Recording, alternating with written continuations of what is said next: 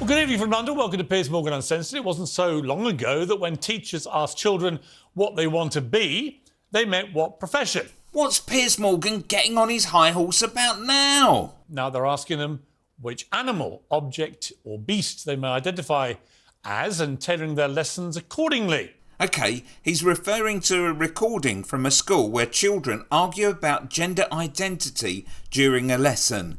Let's see where this goes. This isn't satire, it's a genuine story. It's true. It's going on in schools up and down the country. And for those of us who have warned for years about the inevitable consequence of limitless self-identity, it sadly won't come as a surprise. But it is shocking. This story begins with a video that circulated yesterday of a teacher in England scolding two pupils for refusing to accept that one of their classmates identified as a cat. How dare you? You've just really upset someone. Saying things like, should be in an asylum. I didn't say that. I just said if they want to identify as a cat or something, then they're like genuinely unwell. Then they've gone. Yeah, they're crazy. You were questioning their identity. I wasn't a question. I was just saying about the gender. I didn't say anything about them. But where did you get this idea from? There's only two genders. I just think it's my opinion. Ah, right, this is where a lot of people get confused. The difference between sex and gender. They are not the same thing. That is my opinion. If I respect their opinion, can't they respect my opinion? It is not an opinion. Yes, it Yeah, is. but It's not an opinion you can have. Loads of people think there's only two genders. There's only a boy and a girl. Today, there's no other private part. There's only two. In the interest of simplification, so that I can sum up sex in one sentence, if you're born with a penis, then you're a boy, a vagina, then you're a girl, and if you're born with sexual anatomy that doesn't fit those two categories, then you're intersex. Gender is not linked to the parts that you were born with. Gender is about how you identify. So exactly, gender is a construct. Gender is a social idea that, for example, men should have short hair and women, for example, should wear skirts. Women should wear makeup and men should be tough and not cry. All these things are rules. We're not born with them, but we're taught. Now they're being experimented with, broken down, changed and challenged. Here I think the teacher struggles to make herself clear and ends up losing her patience. In terms of gender, there are lots of genders. There is transgender, there is agender, people that don't believe they have a gender at all. Yeah, but you can't have that. You can't have that, it's not a law. Yeah, but it's not a law, but it's our opinion. We just don't agree with it. We just think it's all just. If you have a vagina, you're a girl. If you have a penis, you're a boy. Yeah. But cisgender is not necessarily the way to be. You were talking about the fact that cisgender is the norm, that you identify with the gender of the sexual organ that you're born with, or you're weird. That's basically what you're saying, which is really despicable. Despicable. So at the age of 13, those students who were wise enough to express an honestly held opinion, which is one most people in the world would share, well, for that, their own teacher says they're despicable. No, Piers, they were wrong. The children had confused gender with sex.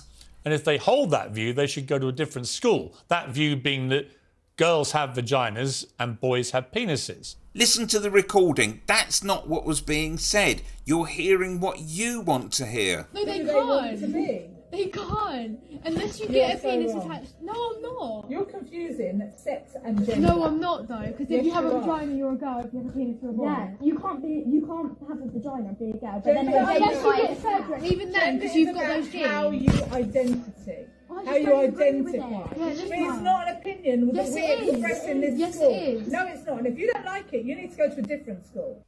That's so despicable, they would have to leave the school.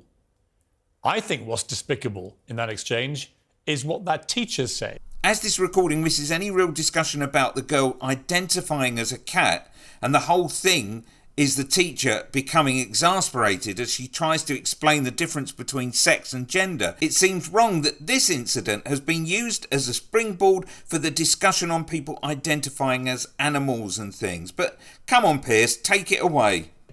The Daily Telegraph today followed up, were interviewing pupils at schools across the United Kingdom for a major investigation. It read like a farce, like they made it up, but it was actually true. They came up with all sorts of examples from all over the country that looked like we were living on, frankly, a different planet to the one that most of us think we're living on. Which makes sense because some of the kids they write about are identifying as alien life forms literally on a different planet. So I'm not sure about you, but I'd really like to see some more information, some more evidence on this. They say that children in high schools are being allowed to self-identity as cats, horses, dinosaurs, even a moon. Not the moon, a moon. And they're deadly serious about this. Often this causes disruption in lessons, the Telegraph reported, because in some cases they'll only communicate in animal noises. Pupils at schools where children identify as cats complain to the newspaper that classes are dominated by the children because they insist on meowing. This is not a joke. This is serious. Again, let's see some more proof. One pupil at a state secondary school in Wales said a fellow pupil feels very discriminated against if you do not refer to them as cat self. Telegraph discovered that a pupil at one high school is insisting on being addressed as a dinosaur, at another as a horse. One wears a cape and wants to be acknowledged, like I said, as a moon. The children are allowed to wear items like cat's ears, while other human-identifying children are rebuked for untucked shirts. Well, enough is enough. Put it this way. What would you feel if I said I'm a cat? Go for it, Piers. You're a rich man, a privileged white man. You have a platform to spout your views. Go on, I dare you. Live a little. Here's where we leap to a video Political Custard did a while ago, concentrating on Republicans losing their minds over furries. A lot of the facts they're talking about have never been substantiated. It's something that kind of took me back just a little bit, and I'm a little shocked, I guess is what I would put it. It's called something called furries.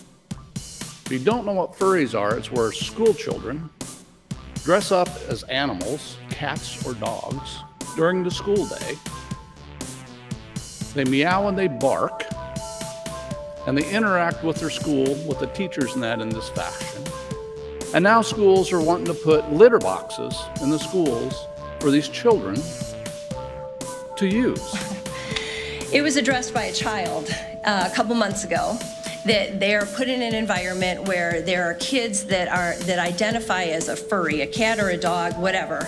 And so yesterday I heard that at least one of our schools in our town has in one of the unisex bathrooms, a litter box for the kids that identify as cats.